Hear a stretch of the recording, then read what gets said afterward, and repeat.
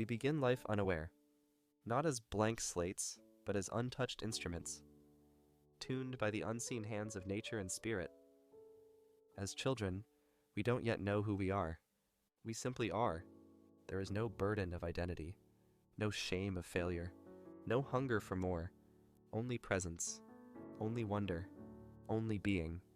We marvel at ants on the pavement, laugh without hesitation, cry without shame. We dance when there's music, and even when there isn't. But life does not leave us untouched for long. Soon we are named, measured, compared, corrected. We're told what is good, what is bad, what is acceptable, and what must be hidden. We are handed the tools of survival: obedience, ambition, conformity, rebellion. And with those tools, we begin to shape a version of ourselves that fits into the world around us. We are taught to walk in straight lines, to color within the borders of expectation, to speak when spoken to shine just enough, but not too much. And somewhere along the way, we hear the unspoken rule: to belong, you must become. And so we begin building. The ego is our first great construction. It is necessary, not a flaw, but a function. The ego helps us navigate. It allows us to say I, to distinguish ourselves from the chaos of the world. We lay its foundation with stories. Stories others told us about who we are, and stories we learn to tell ourselves. We are praised for being good, punished for being bad. We learn to hide the parts of us that invite rejection, and highlight those that bring approval.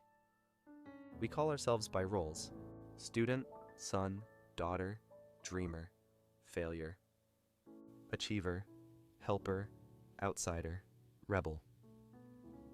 These roles are not lies, they are fragments, but we mistake the fragment for the whole.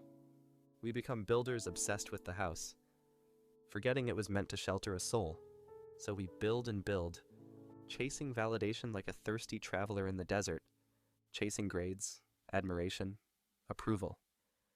Dressing our ego in achievements, in relationships, in carefully curated personas, not always out of vanity, but because the world rewards the mask more than the face, the strong handshake, the confident smile, the perfect resume, the story that makes sense.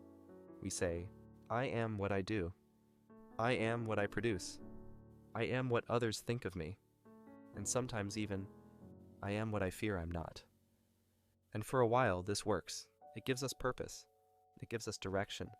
It helps us survive. In school, in work, in society, but only for a while. Then comes the silence, the strange ache behind success, the hollowness of applause, the unshakable feeling that something is missing, even when everything seems right. Maybe it begins with burnout, or the end of a relationship, or a question that won't leave you alone. Is this all there is?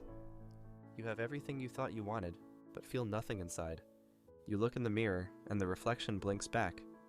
Familiar, but not known.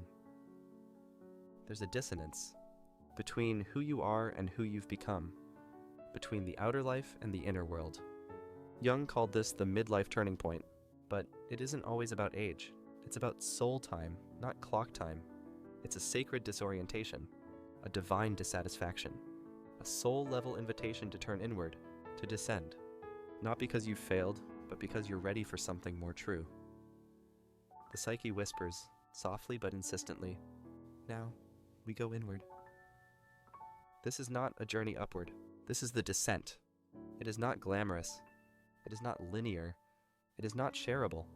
You cannot filter it for Instagram. You cannot monetize it. You cannot explain it in a pitch, because it is not for others. It is for you, and the parts of you you've abandoned.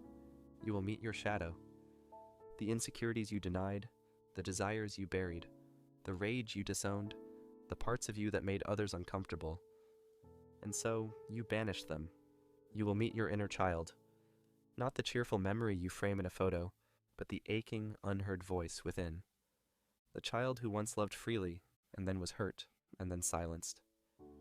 You will grieve, not only others, but your old self, your illusions, your should-haves, and your former life. And you will feel lost, but this is a sacred kind of lost. It is the beginning of remembering. because to find the self, the false self must fall apart. Jung called this process individuation, the integration of opposites, not choosing between light or dark, but holding both, honoring both, becoming whole through the tension.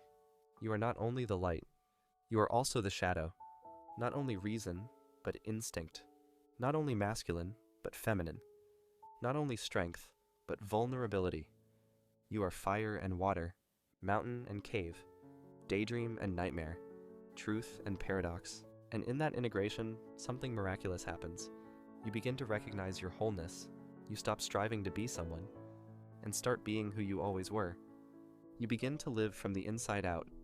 This is the face beneath the mask, the voice beneath the noise, the essence that does not need permission to exist. Strathman's Maria captures this perfectly. A woman wrapped in silence, not theatrical, not loud, but radiant from within. She doesn't perform. She doesn't chase. She simply is. She has met the self, and in doing so, she has let go of the world's illusion, not to escape it, but to finally belong to it. So what happens next?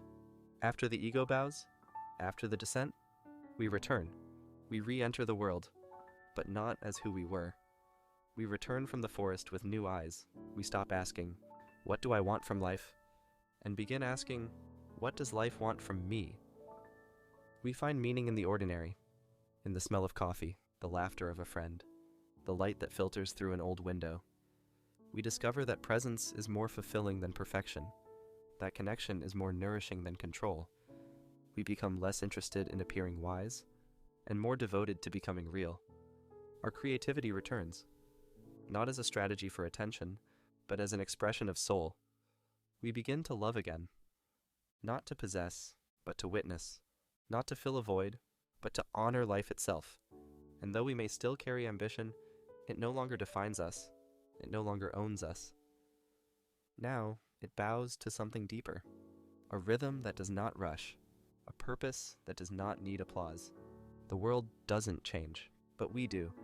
We become still enough to hear the voice that was always whispering beneath the noise.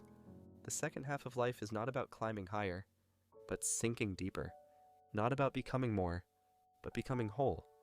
So if you feel like your world is falling apart, if your old goals no longer inspire you, if the applause feels hollow and the mirror feels foreign, maybe this is not the end. Maybe this is your invitation, the beginning of the second half of life, where the soul becomes the compass, where the mask is gently set aside, where the ego, no longer needed to defend, learns to serve. You are not broken. You are becoming, and there is something inside you, older than fear, wiser than logic, more beautiful than success, waiting to be remembered. Your visions will become clear only when you can look into your own heart. Who looks outside dreams. Who looks inside awakens.